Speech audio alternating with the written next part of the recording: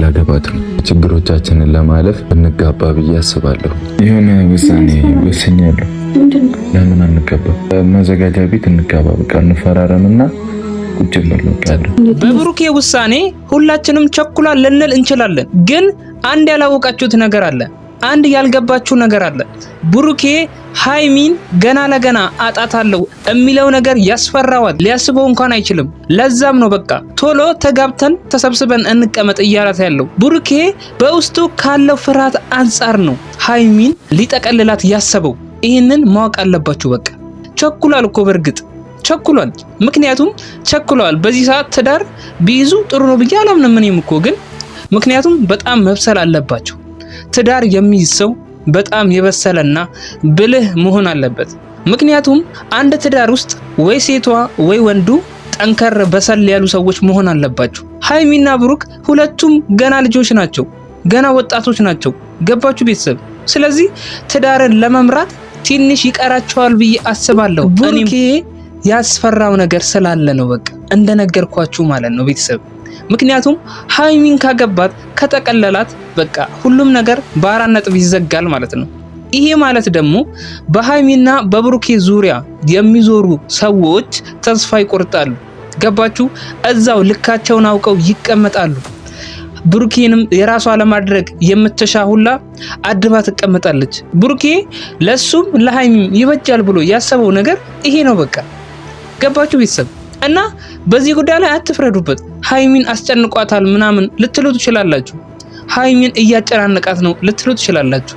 ግን ይሄ ነገር ትንሽ ማስተዋል የተሞላበት ነገር ቢሆንና ይህንን ውሳኔውን እንዲያስተውለው እኛ የጨረቃ ፋሚሊዎች ከብሩኬ ጎን መሆን አለብን በቃ። ገባችሁ ቤተሰብ?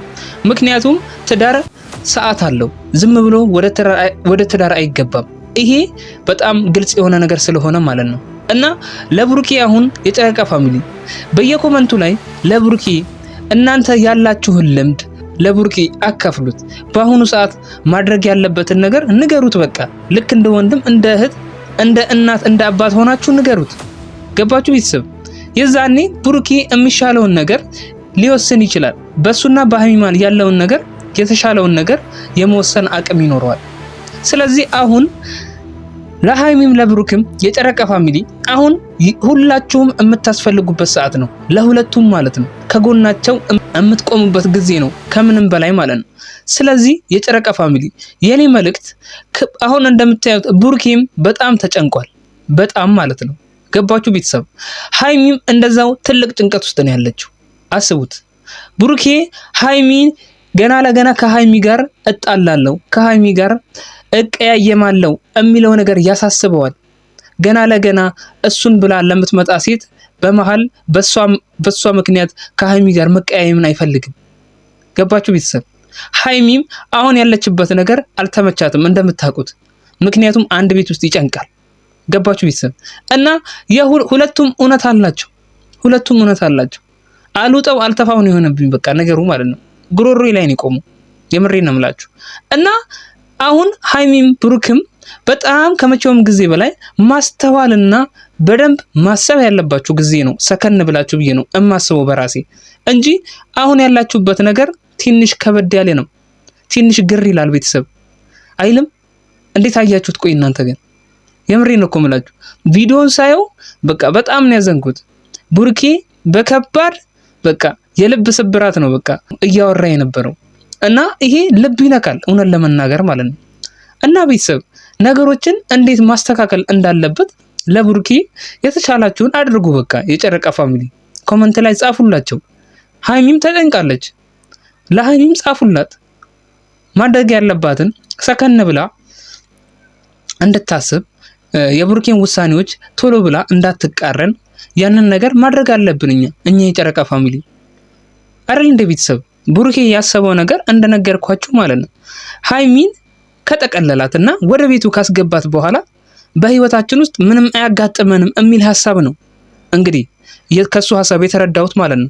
ይሄ ማለት ደግሞ በብሩኬ ዙሪያ የሚያንዣብቡ ሴቶች እንዳሉ ታውቃላችሁ።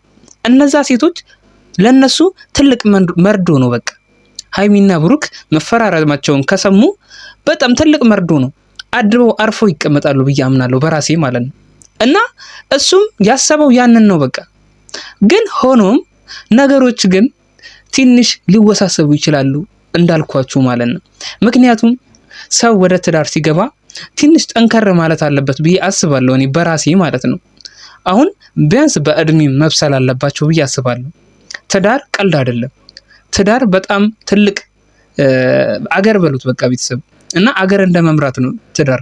ስለዚህ ይህንን ነገር ብሩኬም ቆም ብሎ አስቦበት እና በቃ የተሻለውን ነገር ለሱም ለሃይሚም የሚሻለውን ነገር ቢያስብበት ነው።